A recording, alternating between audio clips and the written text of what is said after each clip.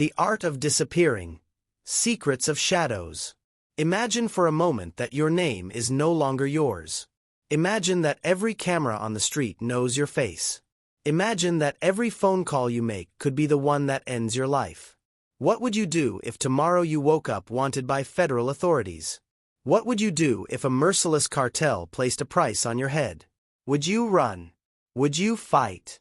Or would you simply vanish? This is not fantasy. This is not a movie. This is the dark reality of our modern world, where the art of disappearing is more valuable than gold, and where survival often depends not on strength, but on the ability to erase yourself completely. For decades, intelligence agencies, criminal organizations, and even desperate individuals have perfected the craft of vanishing. The Cold War created false identities and hidden operatives. Cartels built ghost networks to protect their most important men. And in the shadows of today's surveillance society, there are still those who know how to simply cease to exist.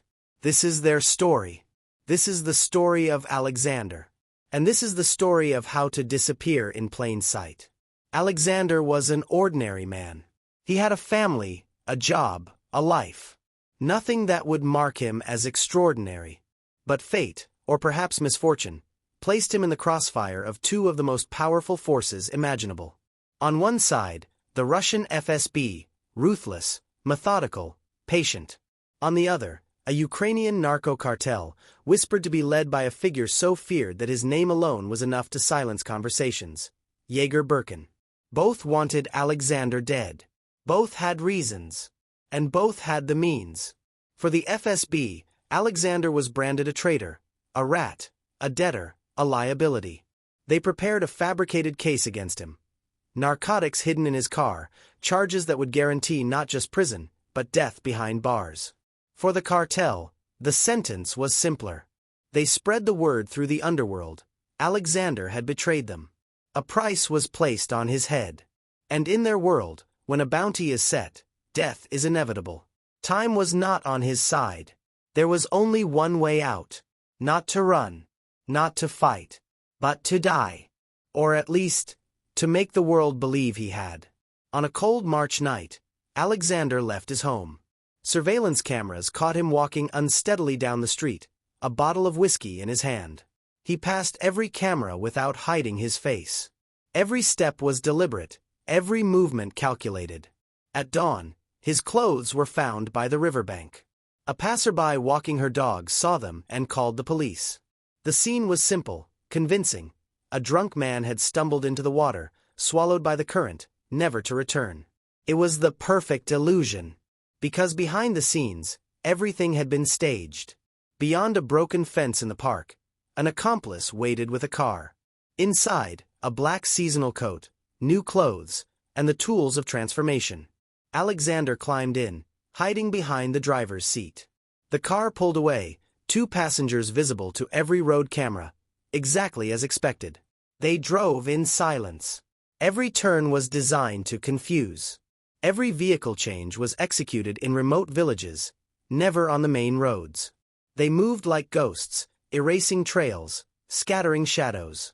Hours later, Alexander was delivered to a small apartment in a faceless high-rise block.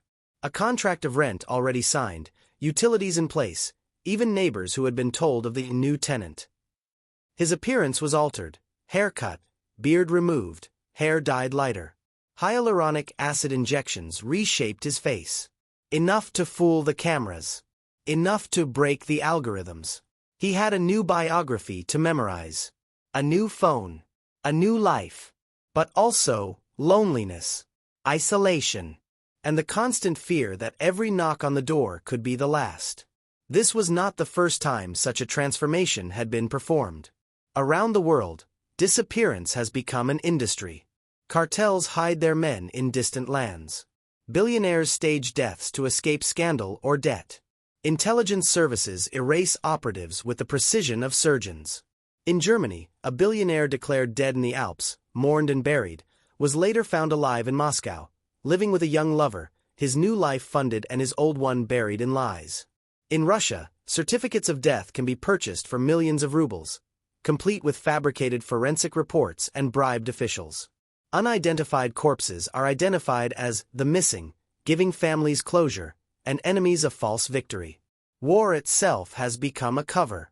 A man crushed by debt disappears, only to be killed in conflict.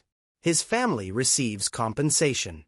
He begins again, somewhere far away, under a new name. For those with power and money, death is no longer the end. It is a transaction. But in the modern world, death is not enough. Because the greatest enemy of disappearance is not men with guns. It is the machine. The Safe City Surveillance System. 200,000 cameras in Moscow alone. Over 1 million across Russia.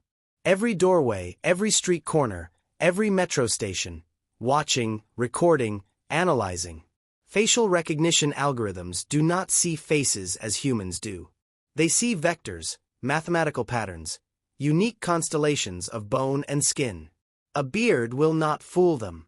A mask delays them only for hours. When the system flags an unrecognized face, a human operator reviews it. Within minutes, the alert spreads to police patrols. In less than 15 minutes, an identified fugitive can be surrounded. To escape this digital prison requires more than disguise. It requires transformation. Injections reshape the cheekbones, the jawline, the forehead. Enough to shift the vectors, to confuse the algorithm. A man becomes mathematically someone else. But not all features can be changed. Fingerprints remain. Eyes remain. DNA remains. These are eternal signatures, unalterable by simple tricks. And so the game becomes one of constant adaptation. New disguises. New identities. New lies. Alexander survived. 4 years, he moved from city to city, waiting for the storm to fade. Eventually, he escaped across a border with nothing but an internal passport. He married, gained new citizenship, invested in a business, moved again, this time to Latin America. And then, he vanished even from those who helped him. Perhaps he lives quietly now, his past buried forever. Perhaps fate caught up with him. We may never know. But his story is only one among thousands. Disappearance is not freedom. It is exile. It is the burden of never returning home, of never speaking your true name, of never looking your family in the eye again. Some pay with money. Some pay with blood. All pay with their soul. Because in the end, you can run from enemies. You can hide from governments. You can even fake death itself. But there is one truth no man can escape. Fate always finds you. Life is fragile. Identity is fragile. And the shadows are never empty.